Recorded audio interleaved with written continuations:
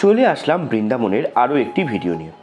ভ্রমণের দ্বিতীয় দিন প্রথমে আমরা দর্শন করলাম শ্রী শ্রী শ্যামসুন্দর মন্দির। বিশাল এই মন্দিরে সবসময় ভক্তদের সমাগম লেগেই থাকে।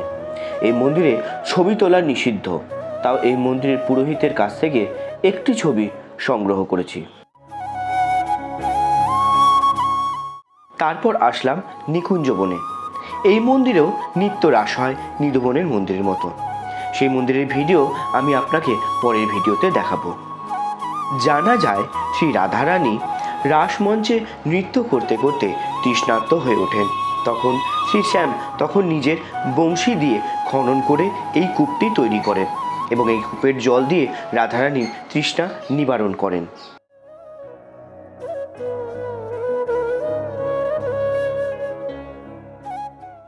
তুলসীর অপর নাম বৃন্দা।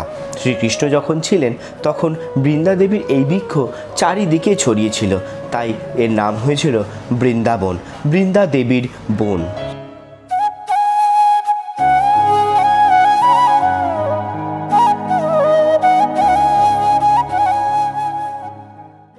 তারপর হাঁটতে হাঁটতে আমরা পৌঁছে গেলাম শ্রী রাধা দামোদর দেবজির মন্দিরে। এই মন্দিরের একটি বিশেষত্ব রয়েছে, সেটি হলো এখানে স্বয়ং শ্রীকৃষ্ণের এক পায়ের পদচিহ্ন দেখা যায়। সেটি সব ভক্তদের জন্য উন্মুক্ত করা।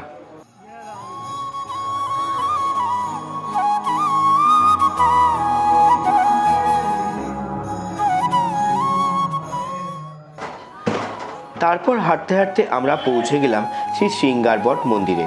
এই মন্দিরের বটবৃক্ষের নিচে শ্রীকৃষ্ণ রাধারানী শৃঙ্গার করেছিলেন, তাই এই মন্দিরের নাম শৃঙ্গারবট। শৃঙ্গারবটের বটবৃক্ষ এখন লুপ্তপ্রায় অবস্থা, তবুও যেইটুকুনি আছে আমি আপনাদের সেইটুকুনি দেখানোর চেষ্টা করছি।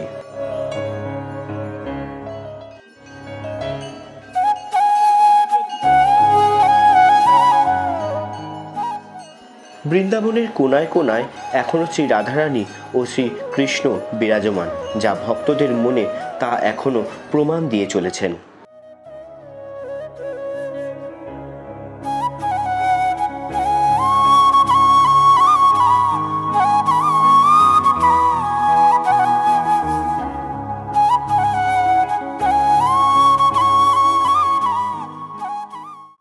যমুনার পাড় ধরে এত অপূর্ব সুন্দর দৃশ্য দেখতে দেখতে পৌঁছালাম ইমলিতলা মন্দিরে।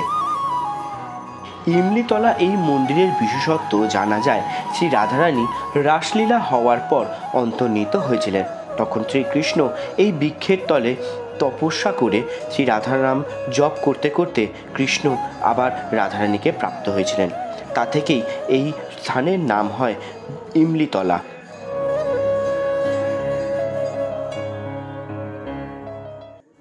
এই মন্দিরের কর্তৃপক্ষ অতীব সযত্নে সেই তেঁতুল গাছের অংশ সংরক্ষণ করে রেখেছেন।